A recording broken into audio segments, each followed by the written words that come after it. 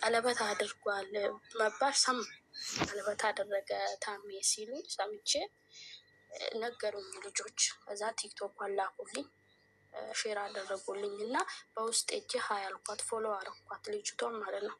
ከዛን ሀይ ያለችኝ ሰላም ተባባልን።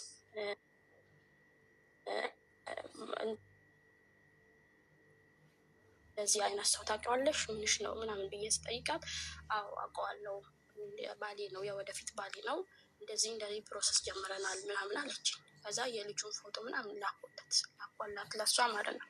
እሱ እንደዚህ አይነት ልጅ አለው፣ በኋላ አንቺ መውለድሽ አይቀርም እና ልጄ የአባቴ ልጆች ነው ወንድሞቼ እህቶቼ ነው ብሎ ከፈለገ መጥቶ ከጠየቀ ጥያቄ እንዳይሆንብሽ እሱ ልጅ አለው የ2 ዓመት ልጅ አለው ብዬ አልኳትና ፎቶውን ላኩላት። በጣም ገረማት። ስልኳን ላከችልኝ፣ ኢሞ ደውይልኝ አለች። ተደዋወልን፣ ነገርኳት። በቃ ሁሉ ነገር አስረዳዋት። እኔ ጌታ ምስክሬ ነው አለችኝ። ምንም ነገር እሱ የነገረኝ ነገር የለም፣ ምንም ነገር የሰማሁት ነገርም የለም። እኔ እሱ በሚነግረኝ አንጻር ነው የተረዳሁት እንጂ ምንም ነገር አልሰማውም። እንደዚህ አይነት ነገር ውስጥ ነው እንዲህ አለች። አዎ እንዲህ ነው። በምንድን ነው የተለያያችሁ ስትለኝ አይ ምንም ምክንያት የለብንም፣ እስቲ ምክንያቱን ጠይቂው አንቺ ኦልሬዲ ከነገረሽ ምን ብሎ እንደሚነግረሽ ከአንቺ እንኳን ልስማ አልኳት። እና እኔ በአንቺ ፋንታ ሳስበው በጣም ነው ማብደው አለች። ለምን ስላት እንደዚህ ተረጋግተሽ ራሱ አንቺን እኔንን ማስረዳትሽ በጣም ነው ማደንቅሽ አለች። አይ ምን ችግር አለው? እሱ እኮ ነው አንቺን ፈልጎ የመጣ እንጂ አንቺ አይደለሽም። እኔ ደግሞ የሀገሩ ልጆች ኤደን ማናት ከታሜ ጋር ምንድን ነው ቅርር ቤቷ ብለሽ ብትጠይቄ ማንም ሰው እኔንን የማያውቀኝ ሰው የለም። ለዚህ ነው የአንቺን ቲክቶክም የላኩልኝ። እሱ እኮ እንዲህ አይነት ፕሮሰስ ላይ ነው፣ ምንድን ነው ከአንቺ ጋር ተለያያችሁ እንዴ ብለው ልጆች የጠየቁኝ ስለሚያውቁኝ ነው። ስለዚህ እሱን ደግሞ ጠይቂ ውስጥ አልኳት። እስቲ ጠይቀዋለሁ፣ ምንም የነገረኝ ነገር የለም፣ ምንም የሰማሁትም ነገር የለም አለች። አዎ እኔ ከመውጣቴ ስለሚያውቅ ሀገር ስለሄድኩ ስለሚያውቅ ነው እሱ ይሄን ፕሮሰስ የጀመረ፣ እሷ ካለች ትሰማለች ብሎ ብዬ አልኳት። ከዛ ስልክ ተዘጋጋ። እሷ አልፈልግም አለች አሉ። ተለያዩ አሉ። እንግዲህ ስሰማ ከዛ በኋላ ተለያዩ። እንዴ ልጅ የሚያል ነገር አለ እንዴ? ዋሽተኸኛል። ለምንድነውስ የዋሸኸኝ? ለምንድነውስ ሞ ልጅህን ሕፃንህን የምትደብቀው ብላ ተለያዩ ተባለ። ሰማሁ። ግን እስከ ዛሬ እኔ ባይመለስልኝም ቢያወራኝ ደስ ይለኛል። አሌክስ በጣም በጣም ትልቅ ቦታ ነው ለሱ የምሰጠው። ለምን እንደሆነ አላውቅም። እዛ ለመጀመሪያው ልጁ ደግሞ ልምጣልክ እና ከመጀመሪያው ልጁ ጋር ደግሞ መደዋወል ጀመረ። ሲያገር መጥቼ ማለት ነው። ከስንት ዓመት በኋላ ከ4 ዓመት በኋላ መደዋወል ጀመረ። የመጀመሪያ ማለት ነው። መጀመሪያ እዛ ፈልጎ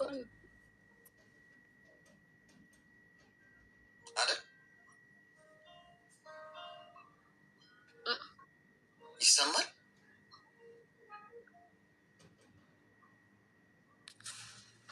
ወይ አይሰማም? ምን አልከኝ? አይሰማም። ያስብልኛል ያልሽ መጀመሪያው አይደል?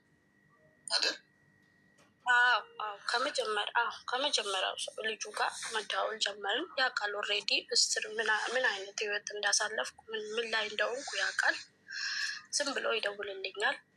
እሱ የሚኖረው አዲስ አበባ ነው ብዬ ያለው ስራ አለው፣ ባንክ ነው የሚሰራ። ከዛ በቃ አሌክስ ምን ልበልክ ይደውልልኛል።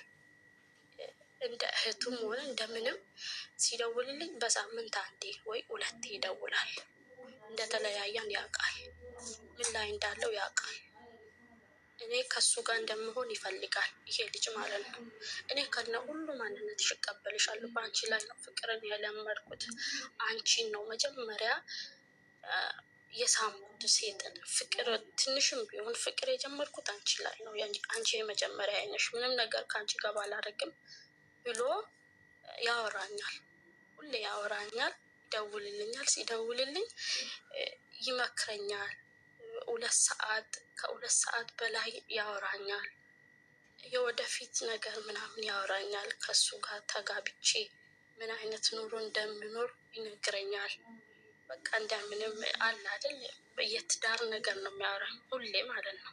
የትዳር ነገር ስልክ ቤት ውስጥ እንዴት መኖር እንዳለብኝ እኔ የሴትነት ግዴታ መውጣት እንዴት እንዳለብኝ እሱ ደግሞ የወንድነት ግዴታውን መውጣት እንዴት እንዳለበት በቃ አላለን መስመር ያስይዘኛል፣ ይነግረኛል፣ ቼክ ያደርገኛል። ሁሌ ሲደውልልኝ በስስት ነው የሚያወራኝ እና የእሱ ነገር እንዳላስበው ምናምን ያደርገኛል። ችግር የለውም ምናምን ይለኛል። እኔ በቃ አሁን ግራ ገባኛል። እኔ ይሄን ልጅ እውነት ነው እሱ ጋር ደግሞ ልጀምር እስኪ እሱ ከነማንነቴ ከተቀበለኝ እሺ ልበለው ላውራው ብዬ ሁሌ ከራሴ ጋር ማወቀታለሁ። እስከ ዛሬ ጌታ በሚያኝ ማለት ነው አንድ ሰው ስልኬ ላይ አይደውልም ያለ እሱ ማለት ነው። ማንንም አላስተናግድም፣ ሰውም ሰው አይመስለኝም። እኔ እግዚአብሔር ይሄ ልጅ ሌላች ነው ብለህ ነው ይሄንን ሕፃን እንዲፈጠር ያደረገው። ከመለስ ግን መልስልኝ፣ ያለዛ ግን እኔ ሌላ ሰው የምወድበት አንጀት የለኝም ብዬ ሁሌ ከእግዚአብሔር ጋር ነው የምማከረው። እና ይሄ ልጅ ደግሞ በመሀል መጥቶ ፒክም ሊያረገኝ ጀመረ። ቼክ ያደረገኛል፣ በቃ ይደውላል። የራሴ ሰው ነው ብሎ የኔ ነው ማለት በቃ ስራዬ ነው ብሎ ሲደውልልኝ ያወራኛል፣ በስነ ስርዓት ያወራኛል፣ ይመክረኛል። በቃ ወደፊት ከሱ ጋር እንደምኖርም ጠይቆኛል። ኦልሬዲ ሲደውልልኝ በቃ እንዴት ልበልክ በስስት ነው የሚያወራኝ። ግን ሁሌ አይደውልም። ለምንድን ነው ሁሌ ማትደውልልኝ ስለው እኔ ሁሌ እኮ መደወል አቅቶኝ አይደለም፣ ፍቅር ሁሌ በመደወሉ ነው እንዴ፣ እንደዛም ከፈለግሽ እደውልልሻለሁ ይለኛል። ግን በሳምንት 2 ወይ ደግሞ በሳምንት 1 ከደወለ ደግሞ ስንት ሰዓት ነው የሚያወራኝ? ስለዚህ ግራ ገባኛል። ምን እንደማደርግ ግራ ተጋባው።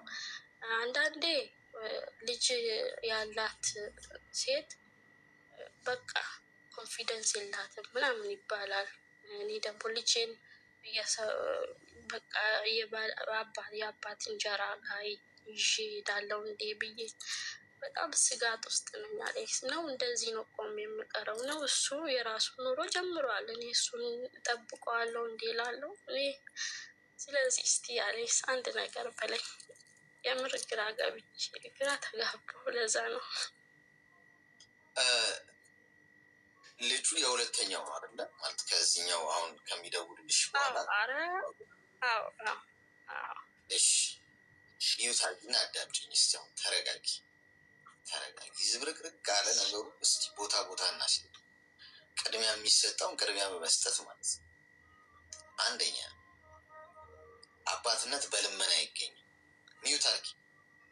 አባትነት በልመና አይገኝም ማለት እና አባቱን ብላችሁ አትለምኑ። ወንድ ልጅ ጋይስ ቢመጣም ለልጁ አይጠቅሙም።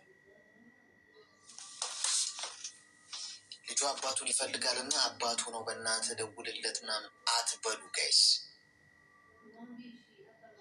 አባትነት ልብ ነው።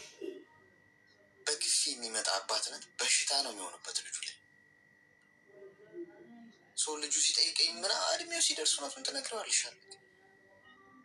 ከዛ ውጭ በልጅነቱ መንገር የሌለብሽ ነገር ስለሆነ ገና ቀስ እያለ ስለሆነ ብዙ ምክንያት አይጠፋም እንጂ ልጅ አባቱ ማግኘት ይፈልጋል። ሰው አባት መሆን ካልፈልግ አንዳንድ ሰው የሚካሰስም ሰው አለ። ለልጅ ተቆራጭ ምናምን አድርገህ ብላ የእሱ 1000 ብር 2000 ብር 10,000 ብርስ ቢሆን ምን ይጠቅመዋል? ልጁ ከልብ የማይሰጥ ነገር፣ ከልብ የማይደረግ ነገር ለልጅ ታንሻለሽ እንዴ? ታንሽ ክብር አድርገሽ ታሳድጊዋለሽ። ታዩ አልፈልግም ማለት ነገ እኮ ሲያድግ እኮ ልጅ ብሎ ይመጣል እኮ አይኑን አፍጥ። ከዛ አባትና ልጅ ይጠያየቁ። የት ነበርክ? እንዴት ነው? ወዴት ነው? ልጁ ራሱ ይጠይቃል እኮ አንቺ ሳቲ ማን እንዳሳደገው ያውቃል። ሲያድግ ልጁ ትልቅ ደረጃ ሲደርስ አባት ነኝ ብሎ ሲመጣ ኦኬ ቁጭ ብለን እናውራ ብሎ ልጅ ራሱ እኮ አፋቶ ይጠይቃል። ምን አስቸኮልሽ አንቺ? ከአንቺ የሚጠብቀው ብቻ አድርጊ ለልጅሽ። እናት ነው ልትሆኝ የምትችይው። ሰቀቀን አያስፈልገውም ማለት ነው። ሁለተኛ የሰውዬ ሌላ ህይወት የጀመረ ሰው በቃ አይፈልግም። የማይፈልጋችሁን ሰው መከተል ማለት ነው ጋይስ። ኤርፖርት ሄዶ መርከብ መጠበቅ። ኤርፖርት ሄዳችሁ መርከብ አትጠብቁ። እድሜ ዘመናችሁን ትፈጃላችሁ እንጂ መርከብ ይመጣል አይመጣም። ስለዚህ አንቺ መርከብ እየጠበቅሽ ነው አውሮፕላን ማረፊያ ሄደሽ እንደዛ ነው እያደረግሽ። የማይፈልግሽን ሰው አትከተይ። የማትፈለጊበት አትቀመጭ። የማትከበሪበት ቦታ ላይ አትገኝ። ሆቴል ውስጥ ገብተሽ ጥሩ አድርገው ካላስተናገዱሽ፣ ዲስሪስፔክት ካረጉሽ ለቀሽ ውጪ። ካዘዝሽው ምግብ ወይ ካዘዝሽው መጠጥ በላይ ክብርሽ ይበልጣል። ገብቶሽ ከፍትፍቱ ፊቱ ይባላል እኮ አይደል? ስለዚህ ሬስፔክት አድርጊ ራስሽ፣ ርቀሽ ኑሪ። በቃ አይፈልግሽም ማለት እኮ አንቺ የምትወደጂ ሰው አይደለሽም ማለት ነው።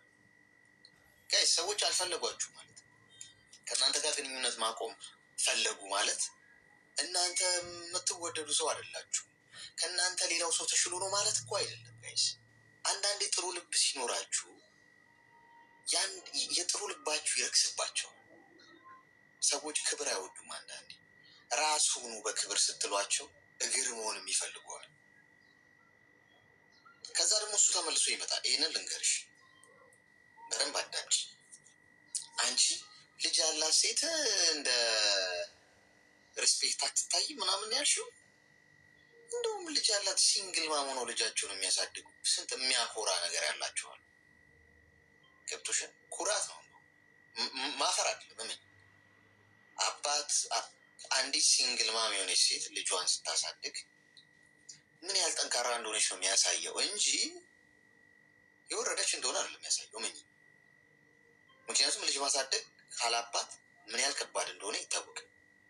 አንዳንድ ጠቃሚ ያልሆነ አባት ካለ ግን ቢቀርብሽስ ክብር ነው። ስንቶቹ ሲንግል ማም ሆነው ልጃቸውን አሳድገው ለክብር ያበቋሉ። የዳሩ ምን ያህል እናት ብቻቸው ነው። ገብቶሻል? ስለዚህ ወደፊት ከፊትሽ ብዙ ነገር ይጠብቅሻል። ለልጅሽ ብዙ ነገር መስራት አለብሽ። ስንት ትኩረት ልታደርጊበት የሚገባ ህልም አለ። ስለዚህ እዚህኛው ሰውዬ ጋር ያለሽን ኢነርጂ አንሺው። ከዛሬ ጀምሮ በቃ አይበጅም። ቢመጣ ራሱ መጫወቻ ነው የሚያደርግሽ። ሁለተኛ የመጀመሪያው ያልሽኝ ደግሞ ማስብልሽ ምናምን የሚልሽ በርቀት እንደሚያስብልሽ ስለነገረሽ ስስት ብሎ በስስት ስላወራሽ ነው ማለት አለ። ገብቶሻል? ካለፈው ስተትሽ ተማሪ። ወንድ ልጅ በስስት ሊያወራችሁ ይችላል። የምናወራውን ሳይሆን የምናደርገውን እዩ ብያለሁ። ወንዶችን፣ ሴቶች ብታዳምጡ የኔ ማር፣ የኔ ሆድ፣ አንጀቴ፣ ኩላሊቴ፣ እምወድሽ ካላንቺ እኮ ምን ምግብ ራሱ ምን ያደርግልኛል? የህይወት ምግቤ አንቺ። በቃ ስምሽን ስጠራ ራሱ እጠግባለሁ። አየር ራሱ ምን ያደርጋል? አንቺ አየር ያደለሽ። በቃ መሬት ኩልል ብሎ እንደ እንትን ይነጠፍልሻል። ከዛ አንቺ ይወደኛል ብለሽ ትደመድብሽ። ፕላኑ እሱ ነው በመሰረቱ። ገብቶሻል? እኔ አሁን ፐርሰናል እንደወንድ ማድረግ አልፈልግም ከማን ምንም ስለማልፈልግ እንጂ እንደዛ አላርግብም።